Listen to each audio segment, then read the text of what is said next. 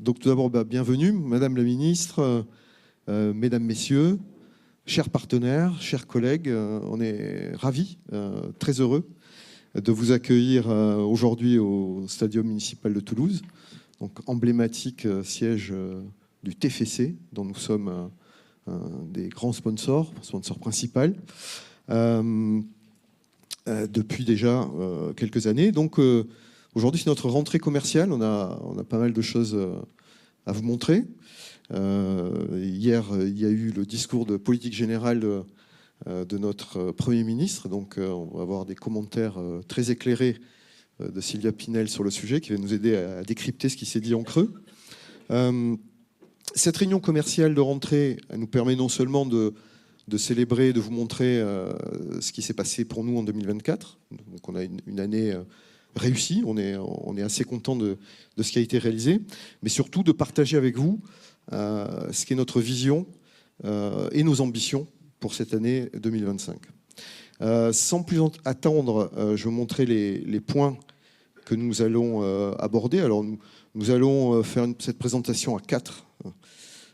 Donc Pierre Aoun, notre directeur général, va vous présenter sa vision de notre groupe et les ambitions qu'il porte pour l'ensemble de la société. À la suite de quoi, comme je le disais en introduction, Sylvia Pinel nous décryptera sa vision de l'immobilier. Alors on ne savait pas trop ce qui allait pouvoir être dit, hein, il y a à peine 24 heures. Maintenant on sait un peu plus, donc c'est sympa. On fera un bilan 2024, comme je vous l'ai dit. Et pour ma part, je vous brosserai l'offre qui est la nôtre au moment où on se parle, et puis aussi tout ce qu'on va lancer sur le premier semestre 2025. Puis Pierre reprendra la parole sur la nouveauté qui est pour nous le lancement de version Pierre, le projet de réhabilitation, la ville sur la ville, etc. Puis je vous parlerai des perspectives de 2025. Donc sans plus tarder, je vais appeler Pierre à nous rejoindre.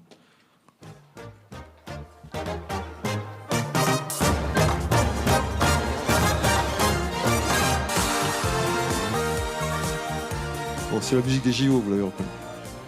C'était bien les JO. C'était exceptionnel. On va essayer de faire aussi bien que les JO. Bonjour à tous. Pour ceux qui ne me connaissent pas, enchanté. Pierre Aoun, donc je suis directeur général et actionnaire du groupe LP Promotion. Heureux et fier de vous accueillir dans une enceinte dans laquelle je passe des bons moments depuis plus de 20 ans. Par quoi on commence, Laurent? Par notre groupe. C'est vous qui faites défiler les slides? Qui c'est qui s'en occupe? C'est vous. Qui sommes-nous? Alors, qui sommes-nous? Pour ceux qui ne nous connaissent pas, ça fait 30 ans que nous agissons sur deux métiers, à savoir celui de la promotion immobilière et celui de l'exploitation. On a la directrice générale de LP Service qui va venir nous exposer le sujet, donc je ne spoilerai pas son propos, mais c'est un métier que nous faisons, qui nous tient à cœur, avec des spécialistes de ce métier. Il y a bien deux entités chez nous, une entité qui s'occupe de la promotion, une entité très spécialisée sur l'exploitation, et donc deux sociétés à part entière. Ces deux sociétés font 200 et quelques, un petit peu moins de 300 millions d'euros de chiffre d'affaires consolidé en 2024, pour à peu près le même nombre de collaborateurs, c'est-à-dire un petit peu moins de 300. 50 des managers du groupe sont associés au capital, donc on a une équipe qui était déjà déterminée, motivée, dynamique. Elle est encore plus depuis l'arrivée du dernier fonds, j'en parlais tout à l'heure, en 2021, puisqu'elle est associée au groupe et à sa croissance, et donc à sa prise de valeur. On est présent sur 5 régions, donc on rayonne sur l'Occitanie avec une agence à Toulouse et une agence à Montpellier, sur la Nouvelle-Aquitaine avec Bordeaux et Anglet, donc c'est plutôt les limites de l'ancienne Aquitaine. Pas de la nouvelle, mais on a une région qui a qui s'est beaucoup développée en biens, et donc on a scindé cette région en deux en avançant sur Bretagne, Pays de la Loire. Alors on travaille plutôt pour l'instant sur les Pays de la Loire, Nantes et la Vendée et la Côte, et donc La Rochelle et les deux départements que sont le 16 et le 17. Donc on fait toute la côte atlantique, on va dire grosso modo de Carquefou à Hendaye. Et puis l'Auvergne-Rhône-Alpes avec l'agence de Lyon et l'agence d'Annecy, dans lesquelles nous travaillons plutôt bien là aussi. Et puis évidemment l'Île-de-France On travaille sur les 7 départements franciliens. J'en parlais tout à l'heure, AR Monte est donc notre actionnaire majoritaire aujourd'hui, qui a laissé la place à ABNX, ex-ABN AMRO, puisqu'on avait ABN AMRO Capital jusqu'en 2021, et puis maintenant donc AR Monte, qui laissera certainement sa place à un fonds d'ici quelques années. On a toujours été accompagné par des fonds d'investissement, ça nous permet d'avoir du capital, du cash, c'est quand même extrêmement nécessaire en termes de croissance, mais aussi dans des périodes un petit peu plus compliquées comme celle d'aujourd'hui, pour pouvoir continuer à se développer, continuer à innover, continuer à créer de la valeur ajoutée. Donc moi je suis très heureux d'avoir à Armont et d'ailleurs des fonds qui sont succédés au capital, des actionnaires de référence, stables, qui ne changent pas d'avis tous les 30 secondes, avec un cap qui est donné, quelle que soit la conjoncture, une aide intellectuelle, professionnelle, mais aussi financière. Bref, des gens avec qui j'ai plaisir à travailler, à échanger. Un fonds d'investissement qui nous soutient, et puis une vision qui est la mienne. J'ai aussi une casquette dans le métier qui est le nôtre au niveau national sur les résidences gérées. Alors ça tombe bien, on en fait quand même quelques-unes. Donc je préside la commission des résidences gérées au niveau national, ce qui me permet de discuter avec les politiques, discuter avec la DHUP, bref, discuter avec l'État et donc anticiper les différentes législations, en tout cas avoir une meilleure compréhension du marché et de son avenir. Et puis localement, ça fait plusieurs années que je suis vice-président des FPI Occitanie et Nouvelle-Aquitaine, là aussi pour une meilleure compréhension de ces deux marchés qui sont nos deux marchés historiques. On parlera de la diversification tout à l'heure, mais vous donner une vision. La vision est simple. Ça fait 2 ans que nous ne développons plus de projets vendus en Pinel, ça vous l'avez vu. Donc on avait une offre extrêmement limitée sur le sujet, voire nulle. C'est un parti pris que j'ai pris en me disant qu'il n'y aurait pas de successeur à la loi de Madame la ministre ici présente, même si on le regrette profondément. Mais c'était ce que me disait en pointillé l'État, donc j'ai écouté, et donc on a développé une activité de LMNP de manière plus large, on va en parler tout à l'heure, une activité d'accession assez importante sur les secteurs que je vous ai décrits, avec des secteurs très porteurs, je pense au franco-genevois, je pense à l'arc atlantique, au Pays Basque, je pense à l'arc méditerranéen, bref, je pense à l'Île-de-France aussi. Et puis beaucoup de ventes en bloc avec nos amis institutionnels. Donc ce triptyque nous a permis de continuer à nous développer en termes de produits. On a, Audrey va vous en parler, développé de nouveaux concepts aussi, et aussi en termes de produits et de régionalisation de l'offre.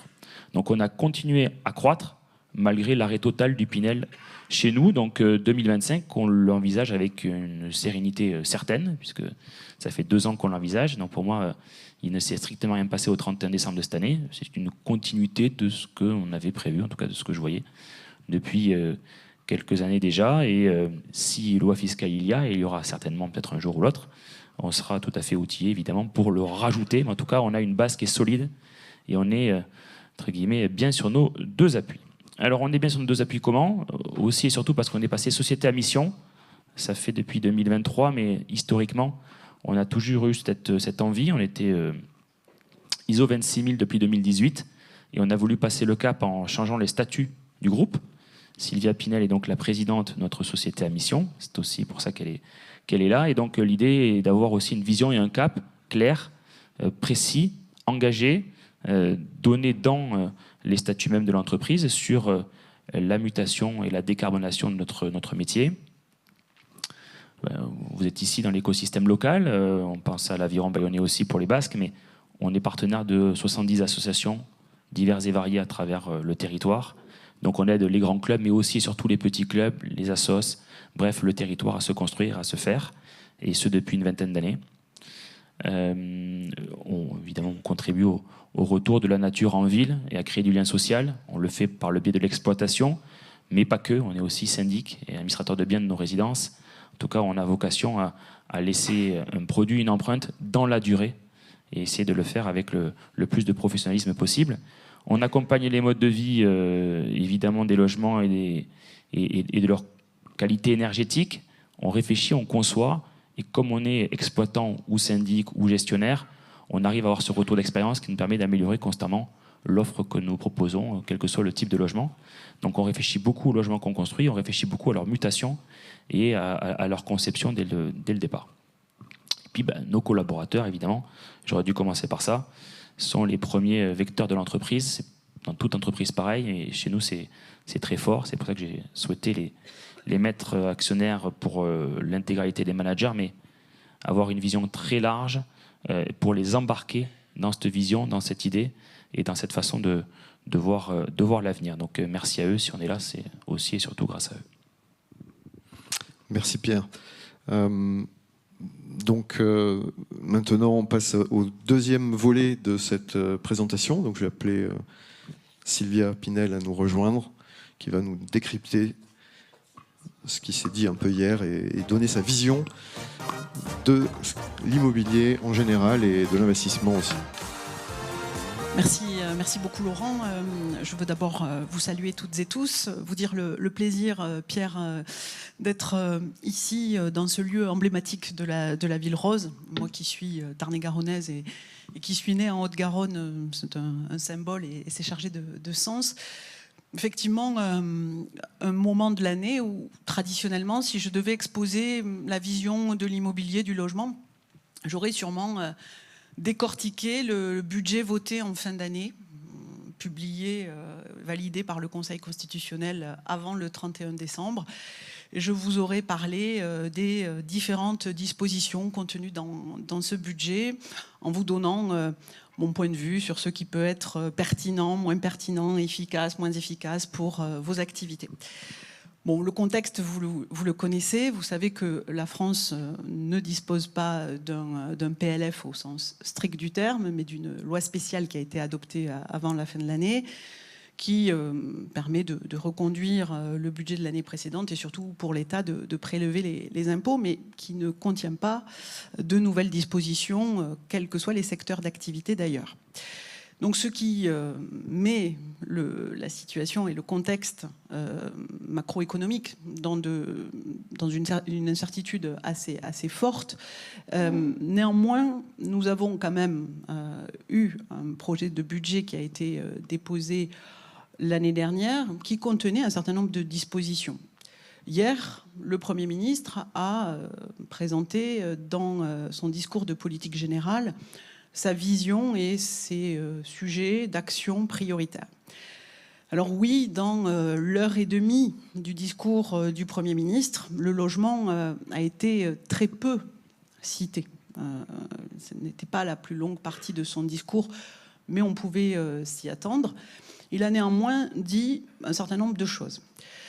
Il a évoqué la question du logement étudiant, lorsqu'il parlait de la nécessité d'accompagner la jeunesse, notamment avec un plan de construction de 15 000 logements pour les étudiants, ce qui est plus faible que les besoins estimés en besoin de logement, puisque en général, quand on présente un plan pour le logement étudiant et d'après les dernières études qui avaient été faites, on pouvait s'attendre au moins à 30 000. On voit que c'est la voilure divisée par deux.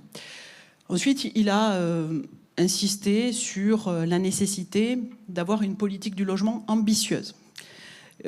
Politique du logement ambitieuse, ça voudrait dire donc qu'il est prêt à mettre un certain nombre de moyens et donc de desserrer certains verrous pour aller vers un certain nombre de dispositifs.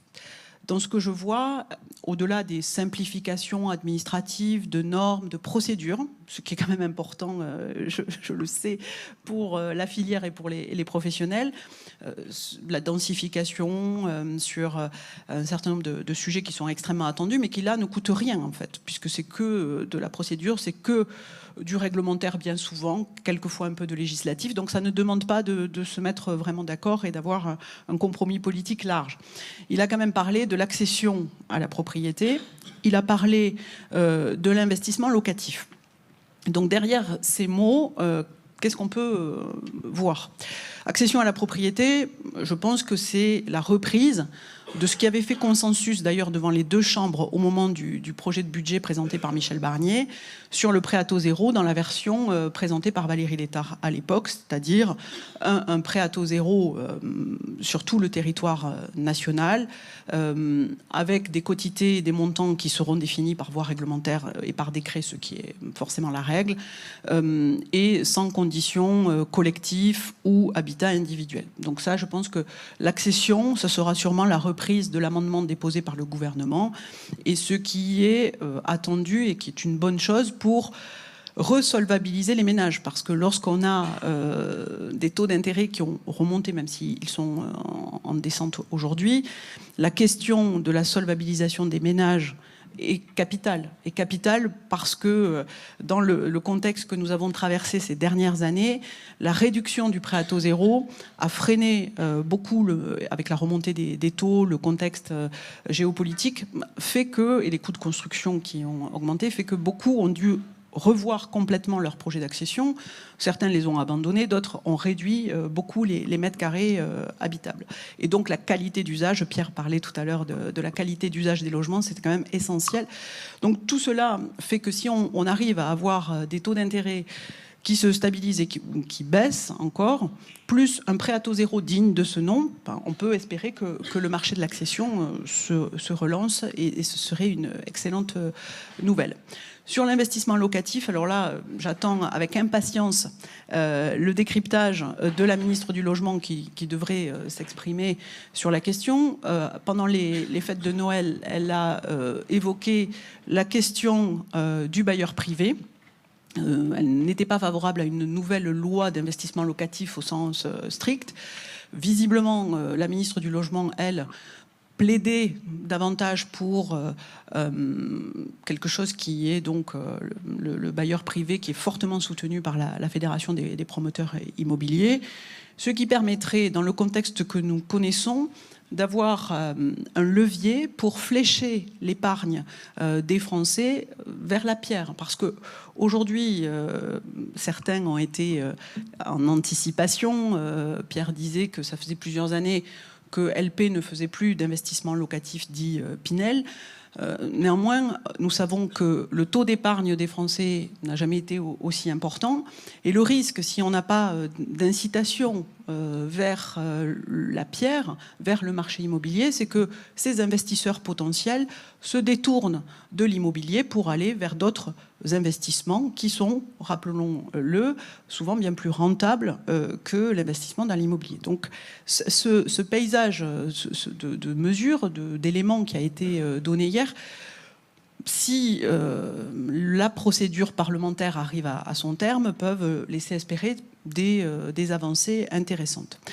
Dans le projet de Michel Barnier, il y avait un geste envers les bailleurs sociaux, ce qui me paraît important aussi, dans le cadre d'opérations mixtes et complexes, de desserrer les taux sur les bailleurs sociaux qui puissent retrouver et rattraper un peu de leur forme pour lancer de nouveaux programmes et de nouveaux chantiers. Parce que lorsqu'on a un marché, un contexte que vous connaissez très bien, si on focalise uniquement sur un segment du marché, on ne règle pas la question du logement. Parce qu'aujourd'hui, le vrai sujet, c'est finalement que les parcours résidentiels sont complètement paralysés, sont embolisés. Et on a besoin de fluidifier l'ensemble des segments. Donc c'est pour ça que je parle du logement social, c'est pour ça que je parle de l'accession, c'est pour ça que je parle de l'investissement locatif, parce qu'il nous faut effectivement fluidifier ces parcours résidentiels.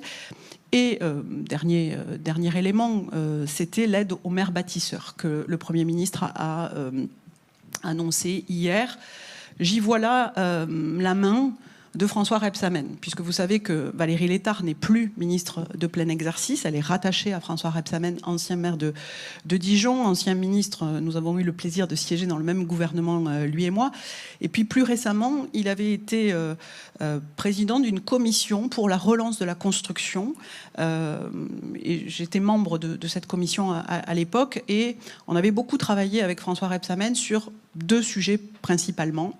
Le premier, c'était la relance de la construction et comment faire en sorte que les territoires, les maires, les élus locaux, les riverains, les habitants acceptent de nouvelles constructions et ne fassent pas preuve d'égoïsme local en se disant finalement je suis bien dans mon territoire, je n'ai pas envie d'avoir une nouvelle population qui arrive. Donc comment rendre cette acceptabilité, comment avoir un discours volontariste politique sur la question et la nécessité de construire. Donc c'était un premier axe. Et comment, de ce fait, on accompagne les maires qui acceptent de construire, qui acceptent de densifier. Parce que nous le savons tous, lorsque nous avons de nouvelles populations qui s'installent, ça veut dire de nouvelles aménités, de nouveaux services, de nouveaux équipements à construire. Et donc, il faut pouvoir accompagner ces maires-là. Et ça faisait partie des propositions. Et un point que François Rebsamen a souvent mis sur la table en tant qu'élu local. Et puis, un autre élément plus politique aussi, c'est la nomination d'Éric Lombard. Éric Lombard comme ministre de l'économie. Pour une fois à Bercy, nous avons un connaisseur du logement, puisque en tant que directeur général de la Caisse des dépôts, il s'occupait en particulier du financement du livret A et donc du logement social, mais dans le cadre de son parcours, c'est un fin connaisseur de la question du logement. Donc j'espère que l'action conjuguée de Valérie Létard, de François Rebsamen, d'Éric Lombard, de François Bayrou en tant que maire de Pau et d'un territoire puisse vraiment, avec les marges de manœuvre qui sont les leurs, qui sont quand même assez restreintes, mettre la question du logement vraiment sur la table et ainsi récupère des points de croissance. Parce qu'on dit souvent que le coût du logement dans la politique budgétaire, c'est vrai, c'est un ministère dépensier, 44, 45 milliards, c'est vrai, dont acte. Mais vous le savez aussi bien que moi, les retombées fiscales de TVA, de DMTO, d'IS, d'emploi, de capacité d'entraînement de la filière est extrêmement important et rapporte bien plus à l'État que ceux qui ne lui coûtent. Donc j'espère vraiment qu'en ce début d'année, le discours du Premier ministre sera traduit du point de vue législatif, que ce budget finira par être adopté, même si là, je n'ai pas de boule de cristal pour vous dire ce que sera la suite de ce cheminement. En tout cas, dans le cadre de vos organisations professionnelles, en tant que citoyen et en tant que professionnel, je ne peux que vous inviter à soutenir et à porter haut ces mesures qui seront indispensables pour ce beau secteur.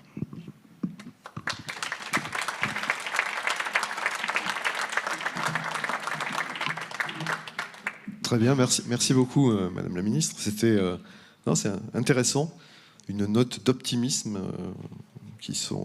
qu'on peut deviner à travers en tout cas les politiques et les gens qui sont aux manettes, qui auront des décisions à prendre dans les semaines qui viennent. Merci beaucoup. Je vais enchaîner sur le bilan 2024. Alors, le bilan 2024 de LP Promotion, ce sont des chiffres que je vous dévoile maintenant. Alors, mais ce ne sont pas uniquement des chiffres, puisque c'est en fait déjà en ligne avec ce que nous avions annoncé à notre actionnaire. Donc, on peut se satisfaire déjà du fait qu'on a atteint nos objectifs, que ce soit en termes d'actes passés, de réservation, de GFA atteintes, et de résidences livrées. On a continué à développer notre activité. On a renoncé à absolument rien en termes de programme et de lancement. On avait anticipé certaines choses.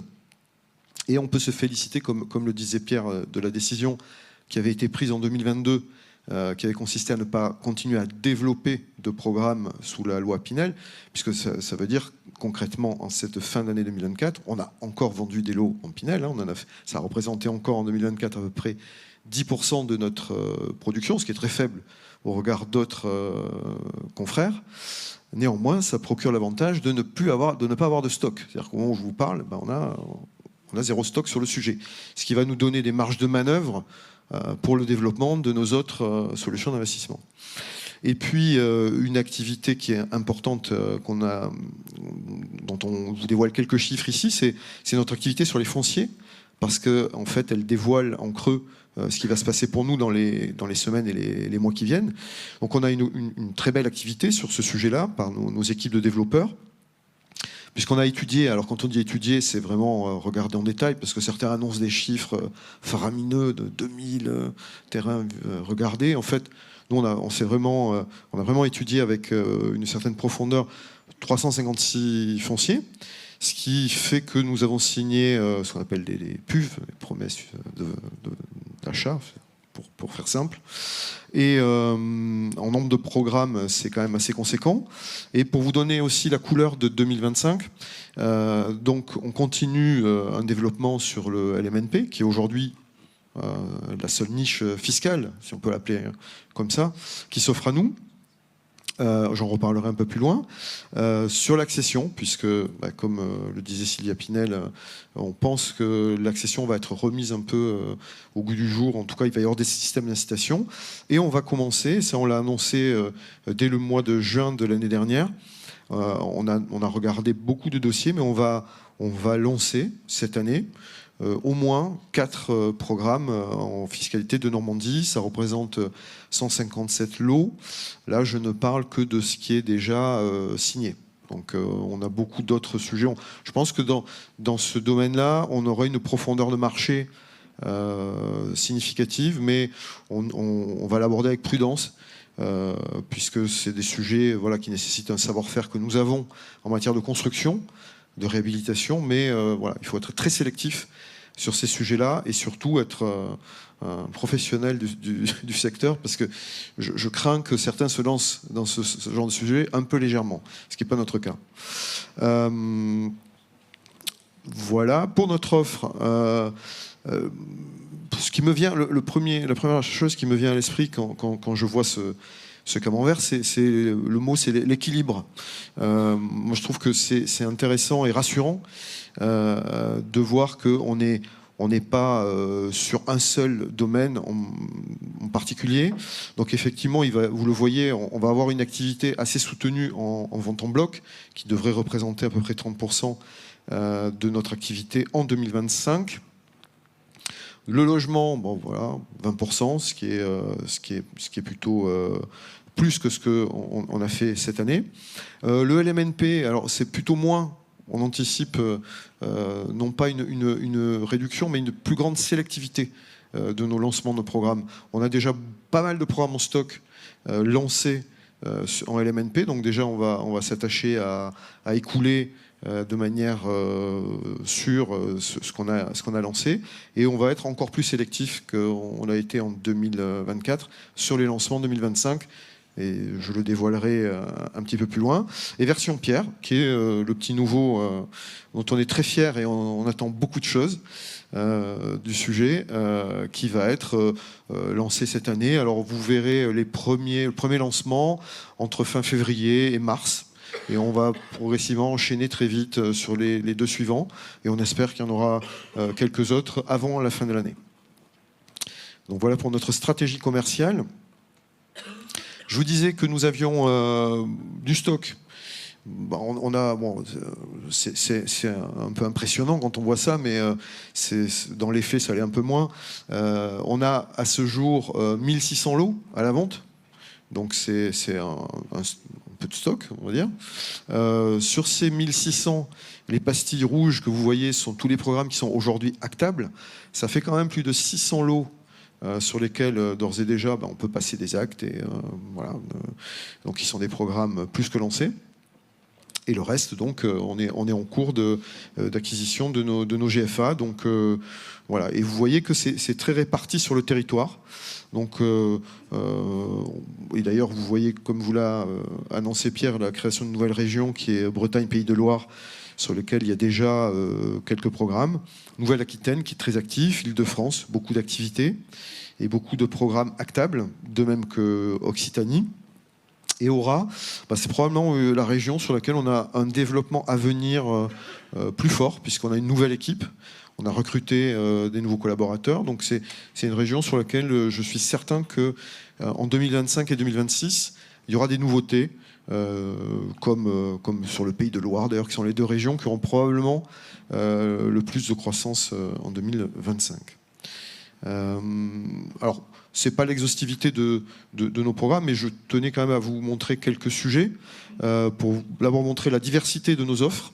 Donc on a pris en exemple 2 programmes en TVA 5.5 sur lesquels on a encore des choses à vendre. Ce qu'on appelle Accession Prime, c'est plutôt des programmes de bonne facture, de bonne qualité, plutôt de haut de gamme. Et je l'introduis là, mais j'en reparle un peu plus loin. Sur la plupart de nos programmes en accession, on propose une option meublée, donc un pack meuble, dont je vous détaillerai les éléments. Je me demande si ce n'est pas la slide d'après. Non, c'est celle encore après. Et en cours de commercialisation, dans nos programmes en cours de commercialisation, on a pas mal de programmes en LMNP qui sont pour certains actables. C'est le cas de Saint-Cyprien. Sur Toulouse, puisqu'on est à Toulouse, on a 2 programmes assez emblématiques en étudiants. Donc ce programme de Saint-Cyprien qui est actable et un autre programme qui est le programme de l'Ormeau, qui est plutôt Côte Pavé, qui est déjà lancé, sur lequel on a bien avancé, et sur lequel on aura une actabilité avant l'été. Nous venons de lancer un programme en senior. Alors, j'en parle parce que le sujet de senior agite beaucoup le marché pour les raisons que vous connaissez. Je ne vais pas revenir dessus. Mais on a pris, nous, le parti de continuer à lancer du senior sur des zones extrêmement sélectionnées. Bon, La Rochelle, on peut dire que c'est un emplacement prime. Et sur des programmes de taille raisonnable. C'est-à-dire que je pense que sur La Rochelle, on est à un peu plus de 70 lots, donc on atteindra assez rapidement nos objectifs de pré-commercialisation. Et il nous semble que par rapport aux besoins très identifiés, puisqu'on sait qu'à partir de 2027, il y a un véritable boom du nombre de seniors qui va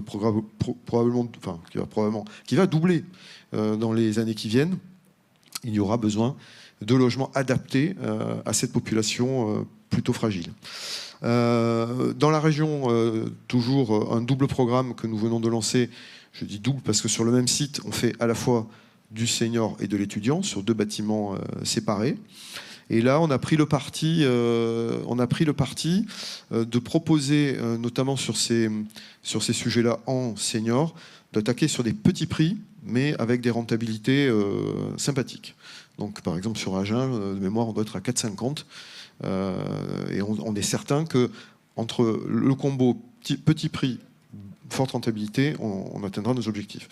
Et résidence étudiante classique, on est généralement à 3,80 de rendement sur l'étudiant, ce qui, avec le bail d'extrêmement bonne qualité d'ELP Service, est une rentabilité très convenable.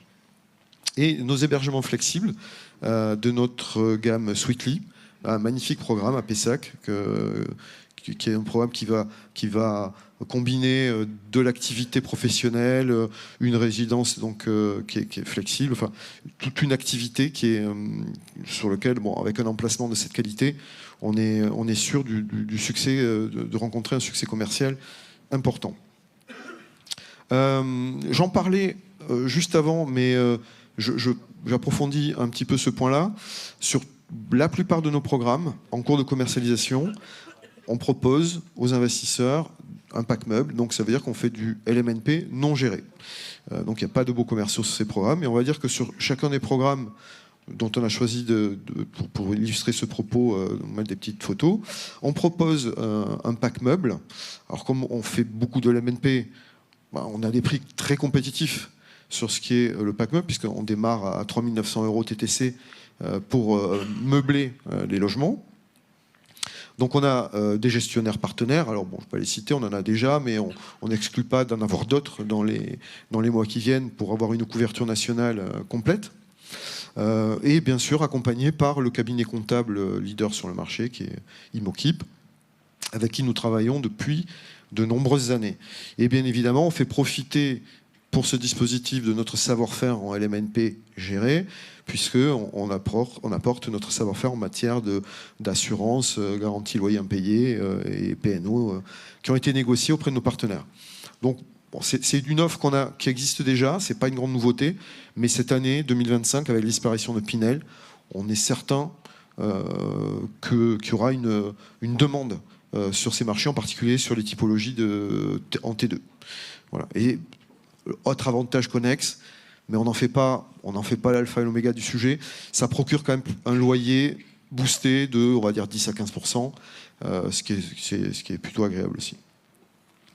Je vais passer la parole à Audrey Anissette, directrice générale de LP Service, puisque, bon, vous le savez, on a l'avantage d'être une société qui combine à la fois les activités de promotion et d'exploitation au sein du même groupe. Et donc, si tu veux bien nous rejoindre, Audrey va vous expliquer le positionnement à la fois résilient et audacieux de LP Service. Merci Laurent. Donc bonjour à tous. Donc vous parlez d'LP Service que vous connaissez certainement. Mais si je dois le résumer en quelques chiffres, aujourd'hui une centaine de collaborateurs. Donc quand je suis arrivée il y a une dizaine d'années, nous étions moins de 10. Donc c'est vrai que c'est une structure qui est au sein du groupe et qui s'est nettement développée, et avec elle une structuration et une organisation qui aujourd'hui est reconnue, puisque comme vous devez le savoir, nous faisons partie pour nos différents types d'activités représentant nos concepts, qu'ils soient sur l'étudiant, sur le senior ou sur l'hébergement flexible. Nous avons des syndicats en face, donc nous sommes membres de ces syndicats. Donc Pierre, bien sûr, nous accompagne dans son rôle de président au sein de la commission des résidences gérées. Et avec ceci, donc, pour accentuer encore quelques chiffres, nous avons atteint l'an dernier une centaine de collaborateurs et un peu plus de 5000 lots gérés. Donc le développement de cette année est encore à venir, mais nous l'espérons en tous les cas intéressant et utile pour nous.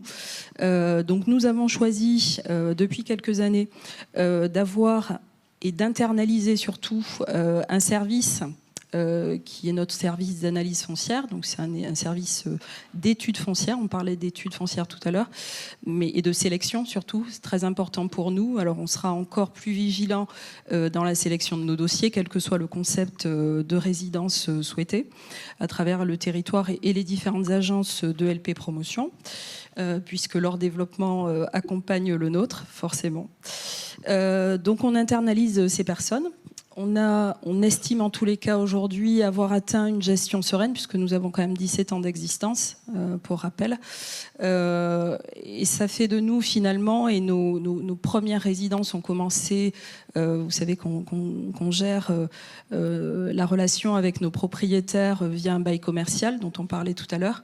Ce bail commercial qui atteint à un moment donné son échéance et est renouvelé avec nos propriétaires. Donc aujourd'hui, nous avons déjà 3 résidences, pour les premières en tous les cas, qui ont renouvelé avec nous. Et qui sont satisfaits en tous les cas d'avoir renouvelé avec nous. Dans les années qui vont arriver, nous avons aussi ce souhait de renouveler avec nos propriétaires, puisqu'on parlait d'implantation au niveau des territoires. Donc on est bien conscient que l'on s'implante, comme le disait Pierre tout à l'heure, de façon durable. Donc on souhaite en tous les cas poursuivre ce développement. Suivi des travaux exigeants également, puisque vous savez qu'à partir du moment où le propriétaire nous remet son bien en gestion, il nous faut le gérer en bon père de famille, c'est vraiment le terme. Donc on s'attache à faire en sorte que à la fois nos clients que sont nos locataires, mais à la fois nos autres clients que sont nos propriétaires, soient le plus satisfaits de la gestion de leurs biens.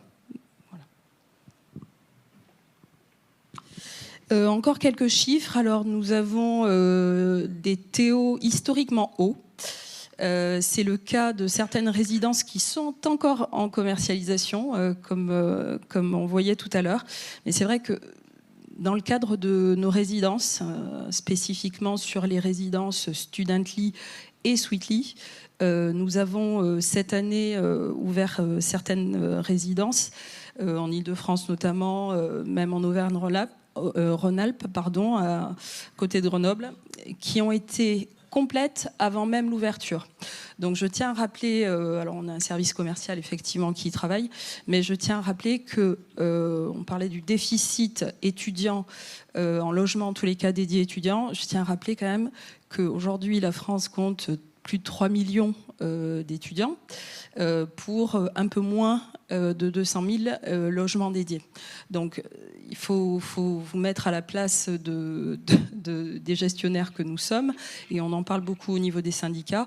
C'est quand même très important aujourd'hui, en tous les cas, qu'on puisse mettre à disposition ce type de résidence pour ceux qui arrivent.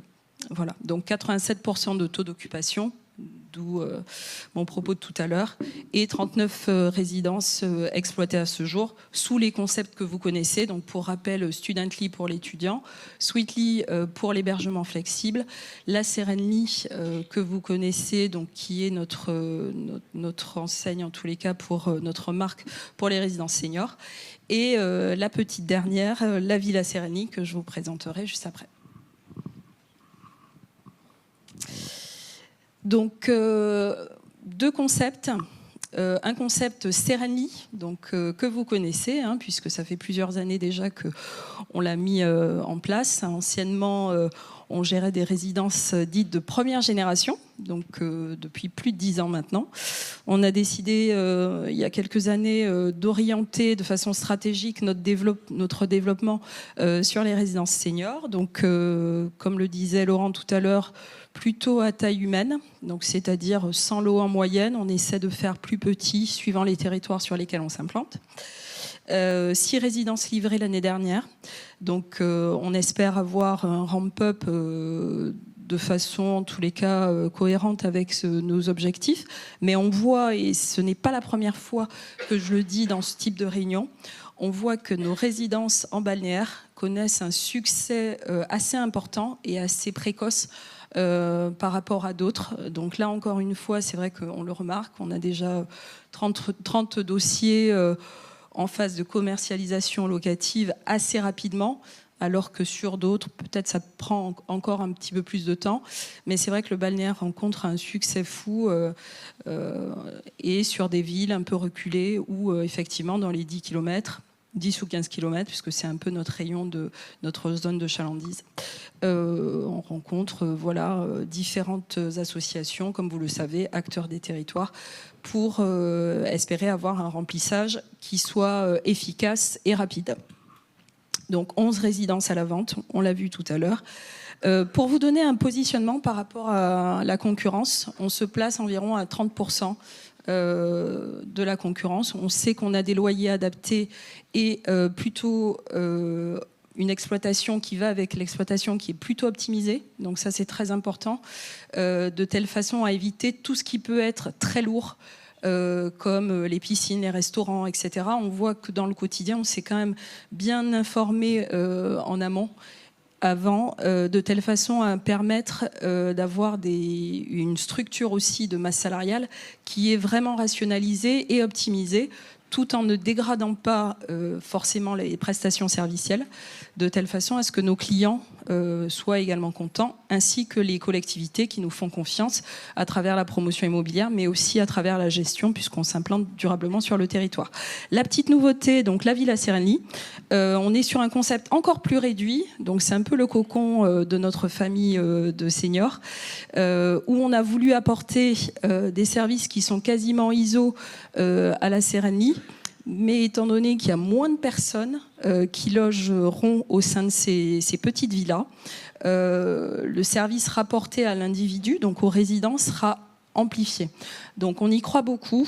C'était une idée de Pierre, je me rappelle, il y a des années. Et ça a valu quand même le coup, puisqu'on voit que ces petites résidences sont beaucoup recherchées sur certains territoires, et les maires sont d'autant plus enclins à ne pas se poser de questions, ou moins, sur tout ce qui est médical, tout ce qui est réseau de transport et autres adaptés. Donc ils nous font confiance, et de façon beaucoup plus simple, sur ce type de résidence cocon. Voilà. Des parties communes adaptées et des charges toujours autant maîtrisées. Donc le concept Sweetly, donc l'hébergement flexible, j'irai vite puisque vous connaissez maintenant ce sujet. 15 résidences aujourd'hui exploitées. Ça représente quand même une grande partie de notre chiffre d'affaires, puisqu'on développe quand même pas mal de cibles.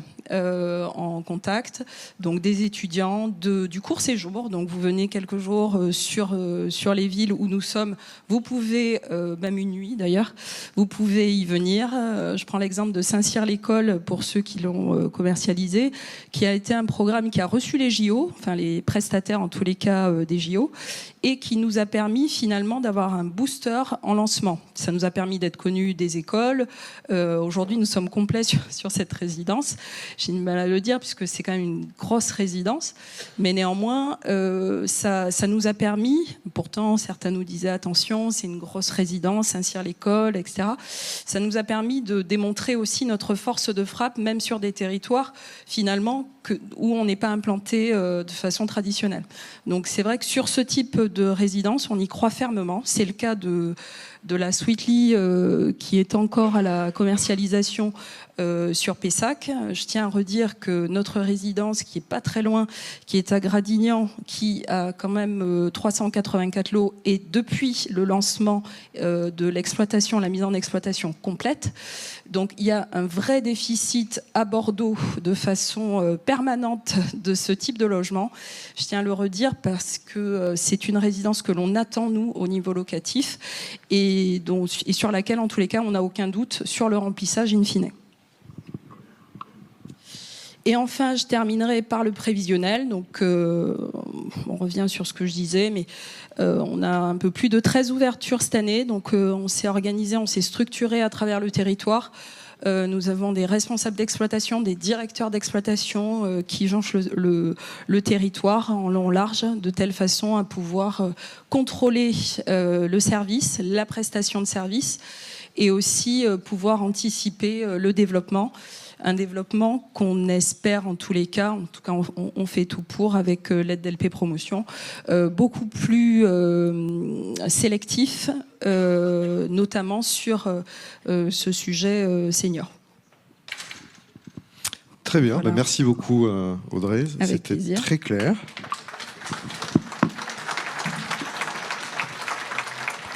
Et je repasse la parole à Pierre qui va nous parler de Version Pierre. Ça tombe bien.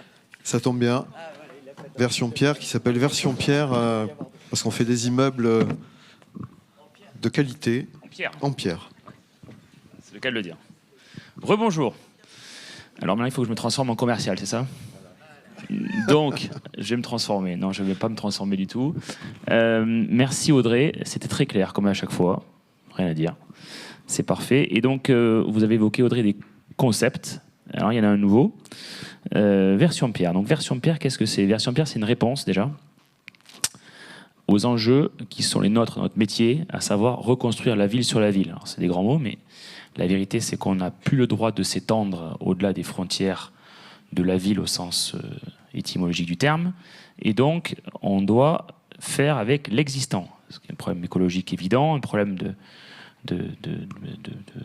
budget aussi, parce que s'étendre, ça coûte en impôts, ça coûte écologiquement, mais ça coûte à tout le monde en fait. Donc il faut reconstruire la ville sur la ville. Donc on s'est dit qu'il fallait qu'on accentue notre maîtrise d'un sujet, parce que ça fait longtemps qu'on le fait, qui est celui de la réhabilitation. Puisque sur les 20 dernières années, on a réhabilité une vingtaine de dossiers. À chaque fois, on l'a fait pour faire du géré, donc de l'étudiant, du Sweetly, comme on l'a vu tout à l'heure, mais du senior aussi. Donc on a beaucoup réhabilité de biens immobiliers, parce qu'on a peut-être des photos, je crois, non ? Je ne sais pas, de mémoire, oui, voilà. On parlait de Saint-Cyr-l'École il y a 2 minutes chez Audrey.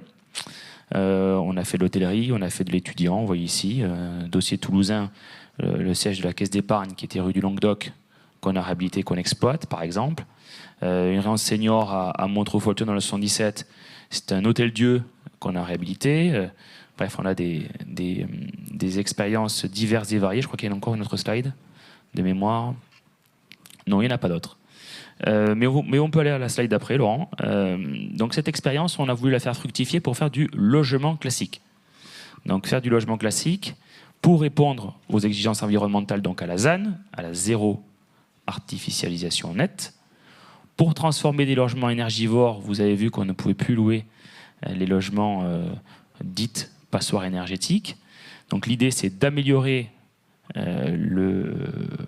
l'étiquette des logements que nous avons dans ce type de biens immobiliers laissés un peu à l'abandon. Donc des logements énergivores à qui on donne une seconde vie environnementale quelque part. Voilà, donc on fait passer du EF à un CD. Donc on agit là aussi, ça rentre dans la logique de société à mission dont je parlais tout à l'heure aussi. C'était le premier axe, décarboner l'habitat. Donc tout ça avec une logique, une trame. C'est ce que je disais tout à l'heure. Ça nous permet aussi d'être acteurs engagés dans les territoires urbains sur l'habitat indigne. Ça nous est arrivé dans le 93, mais on a d'autres dossiers en cours comme ceci. Et puis, on fait quand même un beau métier. Il faut être fier de ce qu'on fait, fier de ce qu'on vend, fier de ce qu'on achète. Et donc, il me paraissait être essentiel de valoriser le patrimoine existant et d'avoir des immeubles de qualité, de belles factures. Donc, nous ferons du Normandie, en ce qui nous concerne, que sur des bâtiments en pierre, de qualité, en hypercentre de villes secondaires, mais de villes secondaires type Cognac, Montélimar, Châtellerault, Albi, Béziers, bref, des villes secondaires, mais des villes quand même qui ont une réelle tension locative, surtout dans leurs hypercentres, sur des bâtiments de très bonne facture. Voilà, c'est ce qu'on veut faire et c'est ce qu'on fera. Et on est extrêmement rigoureux sur les décisions qu'on prend en termes de validation de sites qui doivent répondre donc à cette exigence de qualité patrimoniale, sinon on ne fait pas, c'est déjà le premier axe. D'un emplacement, quand je dis hypercentre, c'est dans la rue commerçante. Pour ça, là, vous voyez des commerces en bas, mais dans chaque immeuble qu'on fait, il y a quasiment systématiquement des commerces qu'on a dans la rue commerçante, sinon on ne fait pas. Deuxième point. Et troisième point, évidemment, des prix bas. Donc, parce que vous avez tous envie de vendre des biens immobiliers, pour les vendre, il faut qu'ils soient à un prix intéressant. Pour être un prix intéressant, il faut qu'on soit très regardant sur le sujet. Donc, à partir du moment où ces trois sujets sont sur la table, on fait. Donc, effectivement, on a 4 opérations qu'on va lancer. On a d'ores et déjà, depuis mi-décembre, signé 2 nouvelles opérations. Ça va assez vite puisque c'est un métier où on vend au permis obtenu, pas purgé, parce que c'est un immeuble existant en hypercentre, généralement un bien que tout le monde veut voir réhabilité. Donc la période de gestation, contrairement à l'immobilier neuf, entre le moment où on signe une promesse et le moment où on lance commercialement le dossier, il peut être réduit à quasiment 6, 7, 8 mois. Donc les opérations qu'on va signer ce premier trimestre seront à la vente au 2e semestre. Et on compte avoir sur l'année 7-8 opérations en lancement, je parle 2025, pour avoir une 12aine d'opérations très rapidement l'année prochaine. Donc on a une équipe dédiée à ce sujet, voilà, avec des responsables de développement par région, un cabinet d'avocats spécialisé, cabinet Rivière à Bordeaux, que je connais bien et depuis de nombreuses années. Voilà, ce n'est pas un cabinet économique, mais en tout cas c'est un cabinet qui nous accompagne de manière très professionnelle. Julien, je vois que ça te fait sourire. Tu as raison. C'est pas économique, mais il faut accompagner nos clients, il faut accompagner nos conseillers en gestion de patrimoine pour que ce soit le plus carré possible. Donc on a pris les meilleurs et quand c'est bien, c'est un peu comme toi, Julien, quand c'est bien, mais ça se paye, quoi. Voilà, donc voilà, on plaisante, mais on a donc un responsable commercial dédié à cette activité, David. Où est David? Voilà, il est là, il lève la main. Donc David Kerzero qui se présentera à vous tout à l'heure, mais qui est dédié à cette activité pleinement, parce qu'encore une fois, c'est un dispositif spécial, spécifique, et on veut être très pointu sur le sujet. Voilà, donc on va faire du de Normandie et du Malraux en vire. Voilà, on ne fait pas d'ASL pour l'instant, on ne fait que de la vire.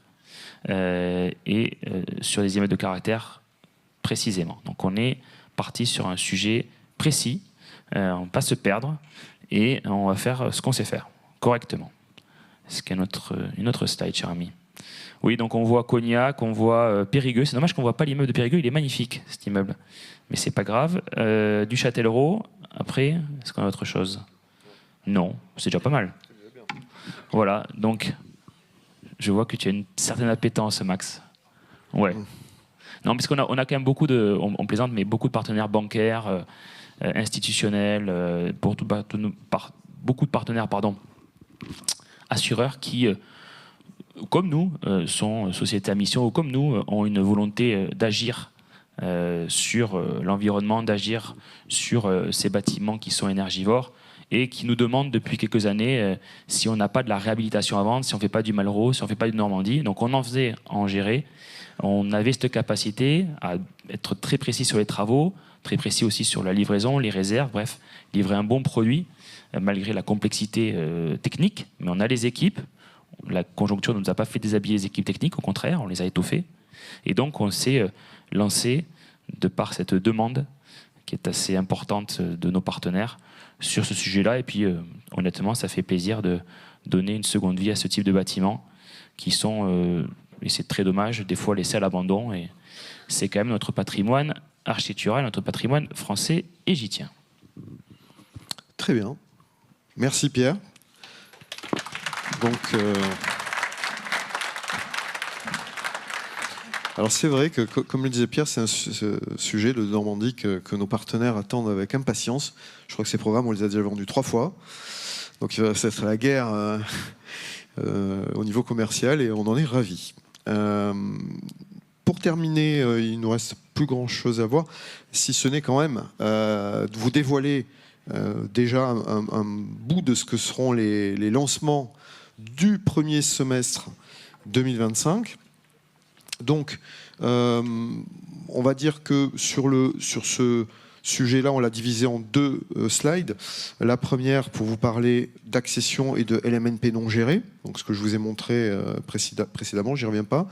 Donc voilà, des programmes, certains plus petits que d'autres, on a un peu de tout, sur toutes les régions. Ça représente à peu près, ça représente même précisément 380 lots projetés sur le premier semestre, dont la moitié seront accessibles en option meublée.